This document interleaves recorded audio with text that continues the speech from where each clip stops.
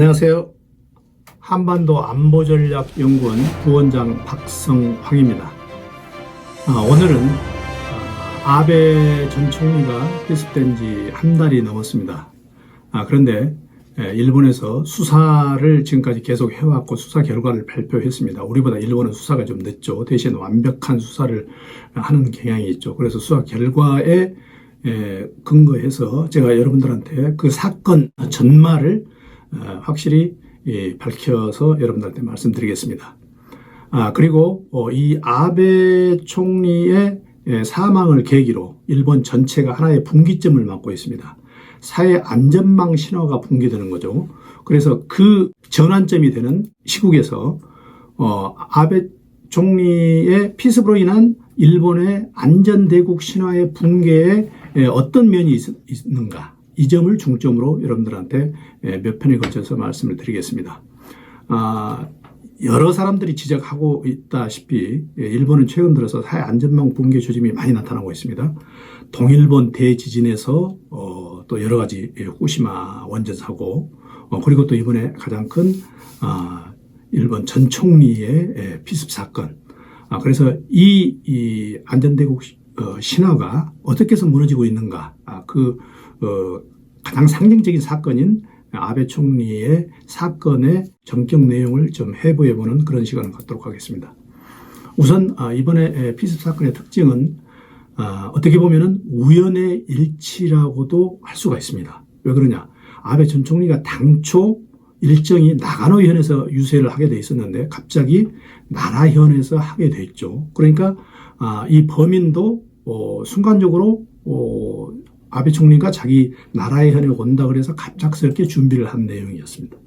또 일본 경호 당국이 그토록 무방비한 상태로 있었다는 점, 그리고 일본 국민들은 일본 경찰 치안을 너무 과신했다는 점, 이런 여러 가지 사건을 봤을 때 상당히 우연의 우연이 겹친 사건이라 이렇게도 볼 수가 있습니다.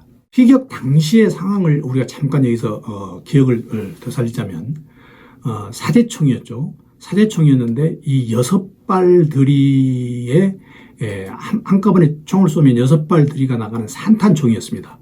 그래서 총 12발을 발사했는데 그중에서 2발이 명중을 했죠. 그런데 그 탄환이 단순한 쇠구슬이었습니다. 그런데 쇠구슬이었는데 강력한 그런 힘이 있었기 때문에 90m 밖에 있는 벽에 관통이 돼 있을 정도로 그렇게 강력했습니다. 하나하나씩 범인 신상, 동기, 또 여러 가지 주변의 환경을 살펴볼 차례인데, 우선 범인의 신상은 이렇습니다. 유복한 가정에서 태어났고 외조부는 명문대 출신, 또 부모와 친척도 거의 명문대 출신의 전문직 종사자. 그런데 어느 시기부터 부모 사이가 화목치 않아서 아버님이 자살을 하게 되고, 또 그 어머니가 종교에 심취돼서 특정 종교에 많은 돈을 기부를 해서 가세가 탕진하게 돼서 그 가정에 파탄이 오게 돼서 결국 바로 위에 있는 형이 가난하고 지병, 장애로 자살을 하게 됩니다. 그러니까 굉장히 가정이 몰락하는 과정의 일부분의 단면이 나타난 거죠. 그래서 이 범인은 일본의 3년 임기제 2002년부터 2005년까지 자위관을 하고, 그 다음에 자위관 시절에 사세보 또 구례 이런 해군기지를 전전했는데, 그때 자기가 함재기의 병기를 취급하는 포렉과에 배속되어 있습니다. 그러니까 평상시에 무기를 다뤄봤던 사람이었던 거죠. 그리고 이제 자위관을 3년 마치고 나와서는 비정규직으로 전전을 했는데, 파견사원으로 주로 전전을 했는데, 자격증은 많이 가지고 있었지만 일본 사회에서 그걸 제대로 받아주지 않았다, 이렇게 우리가 추론을 할 수 있습니다. 범행 준비로서는 해상자위대 시절에 아까 말씀드린 대로 포렉과 직접적으로 병기를 다루는 그런 부서에 있었던 그런 총기 지식을 충분히 활용을 했고, 본인이 그 지식을 활용해서 자기 자택에서 폭탄 그리고 사제총을 여러 개 발견했습니다. 그래서 한때 범인 자택을 수색을 할 때 주민들을 대피시키는 그런 소동까지 있었죠. 그래서 이 부품과 재료는 화약 등을 전부 다 인터넷을 통해서 구입을 했습니다. 당초 폭탄을 만들려고 했는데 여의치 않아서 총기를 만드는 걸로 그렇게 법원이 결론을 지었습니다.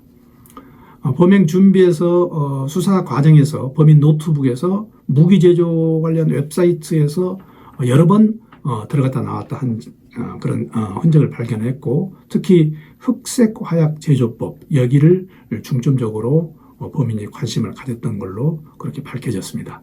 범행 동기는 수사 발표 내용을 우리가 그대로 참조를 하자면은 아베 전 총리가 특정 종교 지지 발언을 비디오 영상으로 발표를 했고, 또 이 본인이 금년 3월 내지 4월경에 그걸 인터넷 시청을 통해서 했다. 그리고 그 영상을 보고 특정 종교하고 아베 총리하고 연관이 있다고 추측을 해서 저격을 결심을 하게 됐다. 이렇게 발표를 하고 있습니다. 자, 그러면 문제는 사전 경호에 어떤 문제점이 있었는가? 우리가 그걸 좀 살펴볼 필요가 있습니다. 당시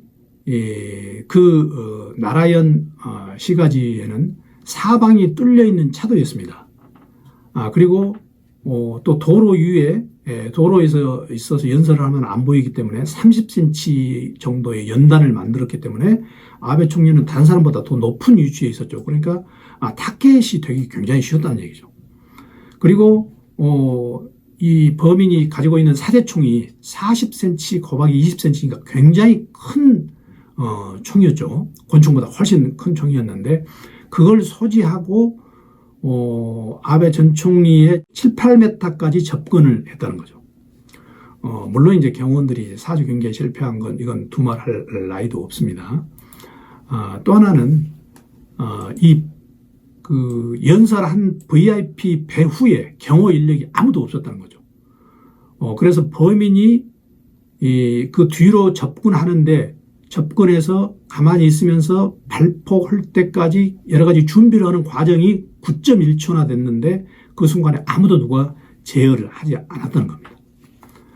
그래서 또 하나 문제점으로 지적되는 게 뭐냐면은 첫 발을 쏘고 그다음에 두째 발을 쏠 때까지 2.6초간의 여유가 있었죠. 여러분들도 이제 비디오에서 잘 보셨겠지만 아베 전 총리가 빵 소리가 나니까 뭔가 싶어서 뒤를 돌아보고 다시 연설을 시작한 시간이 2.6초였는데 그 순간에 그 당시에 거기에 SP 경호원이 한 명이 있었는데 그 경호원이 어떤 조치도 취하지 않은 것 같습니다. 왜 그러냐면은 보통 같으면은 그렇게 빵 소리가 나면은 VIP를 감싸거나 VIP를 대피시키는 그런 행동을 했어야 되는데 그게 전혀 없었다는 얘기죠. 그래서 이걸 이제 경호 문제점을 일본의 지금 경호 상황으로 대비를 해보자면은 일본 사회에서 VIP 경호는 지금 대부분 도검류, 총보다도 큰 칼 아니면은 단검 여기에 주로 대비를 하고 있습니다. 왜 그러냐면 총은 기본적으로 다 자기네들이 단속을 하고 있다고 자기네들이 과신을 하고 있기 때문이죠. 과거에 1995년에 우리가 이게 똑같은 총기 사건이 있었습니다. 1995년 오홈 진리교 사건을 수사하던 일본 경찰청 장관 구니마스 다카지라는 장관이 있었는데 자기 자택 앞에서 총상으로 중상을 입었습니다. 그 당시에 오홈 진리교 신자인 현직 경찰관이 범인으로 지목됐는데 증거가 불충분으로 해서 사건이 15년 만에 공소시효 만료로 그게 미제 사건으로 된 그런 사건이 있었습니다. 그러니까 이런 사건 이후에도 일본은 계속적으로 이 총기에 대해서 정부에서 강력히 규제를 하기 때문에 계속 경호 매뉴얼은 칼에 대비하는 경호 매뉴얼로 했다는 거죠. 그런데 우리가 지금 생각해 보면은 일본의 여러 가지 경호 매뉴얼의 문제점이 있습니다. 여러분들도 기억에 생생하시겠지만 과거에 1974년에 문세강 사건이 있었습니다. 한국의 유경수 영부인을 그때 살해한 사건이죠. 그 당시에는 그 당시도 8.15 광복절인가 그럴 겁니다. 8.15 광복절인데 박정희 대통령을 향해 저격을 했는데 그게 유탄이 유경수 여사를 맞아서 유경수 여사가 돌아가셨죠. 그때 문세광은 일본에서 조총련이었습니다. 조총련으로서 만경봉어에서 약 1개월간 교육을 받고 또 총을 일본 파출소에서 실탄하고 총을 훔쳐서 그 총을 가지고 한국에 와서 사용한 거죠. 그러니까 그 당시에도 일본에는 총기 관리는 굉장히 엄했다. 우리가 그렇게 볼 수가 있는데, 문제는 이 총기 관리가 엄한 건 좋은데 이 총기 관리에 너무 자기네들이 과신을 해가지고 이런 여러 가지 맹점이 나타나지 않았나, 이렇게 생각이 됩니다.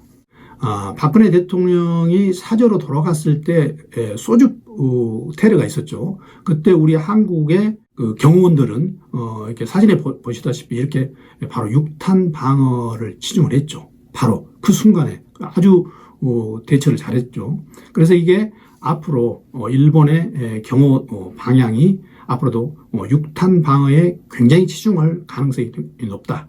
그리고 또 문제는 앞으로 지금 우크라이나 사태, 그리고 과거의 아프간 사태 등등 여러 군데서 나오는 게 뭐냐면은 맨페즈 미사일입니다.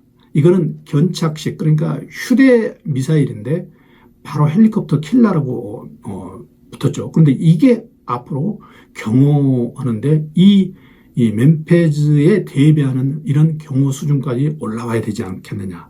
저는 개인적으로 그렇게 생각을 하고 있습니다. 전체적으로 이번 사건을 우리가 볼 때 미스테리가 몇 가지 있습니다. 그 미스테리가 뭐냐면은, 첫째는 범인이 정치 사상적인 불만이 없음에도 불구하고 단지 아베 전 총리가 영상 보낸 것만으로 본인이 테러 대상으로 삼을 수가 있는가, 이거죠. 문제는 이제 이게 수사를 하고 또 재판하는 과정이 굉장히 깁니다. 일본은 수사도 길지만 재판도 굉장히 깁니다. 과거 오음 진리교 사건 때 그 재판이 15년 이상 갔죠.